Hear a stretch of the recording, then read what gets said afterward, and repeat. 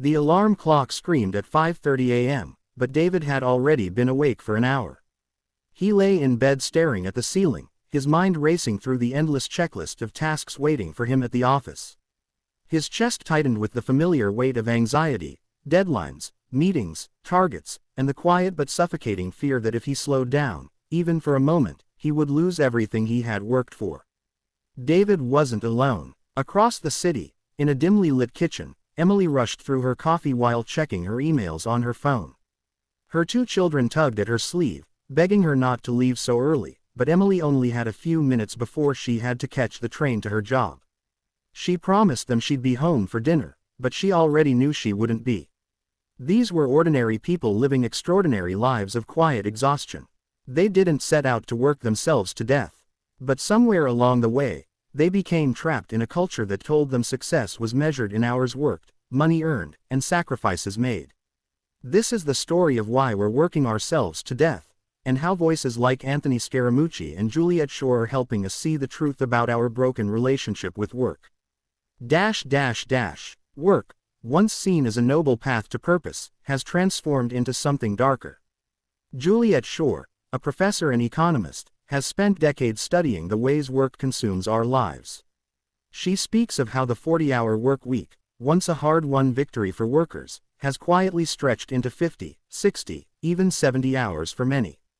Technology, which was supposed to free us, tethered us instead, our smartphones turning every hour into office hours. Scaramucci, coming from the high-pressure world of Wall Street, knows this trap too well. He speaks with raw honesty about the intoxicating pull of ambition, the endless climb up a ladder that never seems to end. He remembers colleagues collapsing from stress, families torn apart by absence, and moments when success tasted hollow because it cost too much.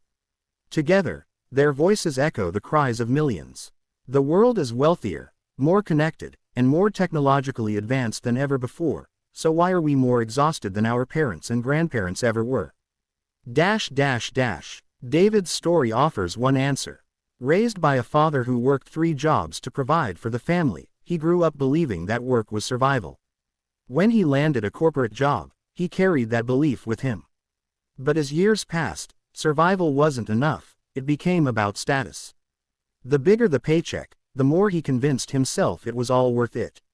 Yet with every promotion, his health declined.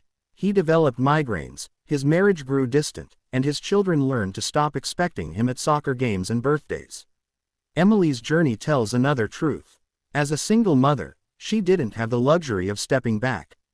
Every hour she worked was food on the table, rent paid, a chance at stability.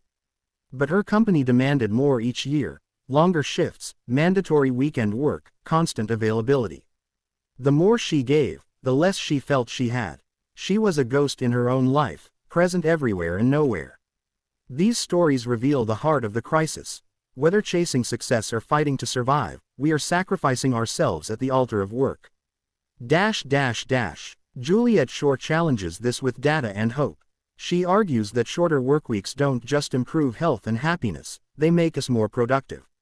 She tells the story of companies experimenting with 4-day weeks, where employees accomplish more in less time, with greater creativity and loyalty. The evidence is clear. It's not laziness that drains societies, but overwork.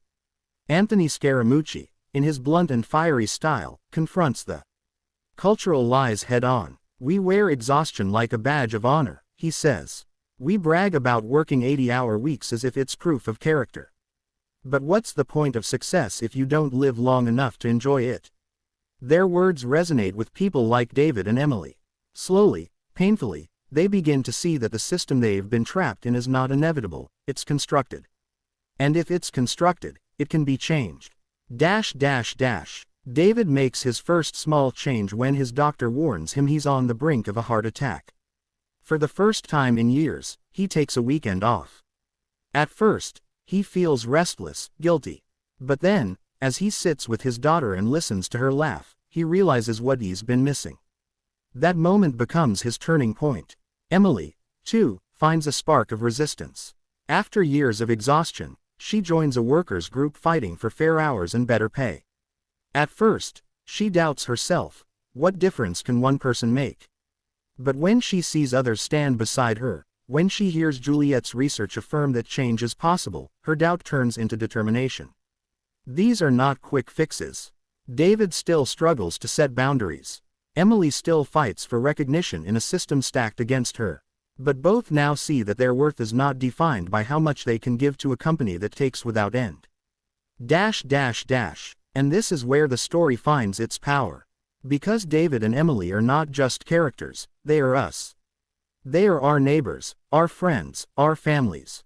They are the millions of people grinding through sleepless nights, working themselves to death, believing they have no choice.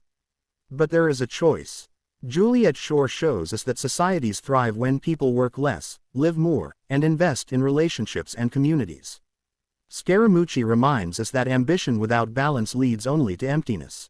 And the stories of ordinary people show us that change begins not with grand revolutions, but with small acts of courage, saying no, setting limits, demanding fairness, reclaiming time.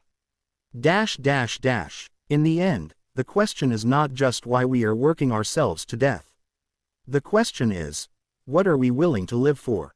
For David, it was the sound of his daughter's laughter. For Emily, it was the dream of tucking her children into bed each night without a phone buzzing in her hand. For each of us, the answer will be different. But the lesson is the same. We are more than our jobs. Work should give us dignity, not take away our lives. It should provide for our families, not rob us of them. It should build our futures, not burn us out before we ever arrive.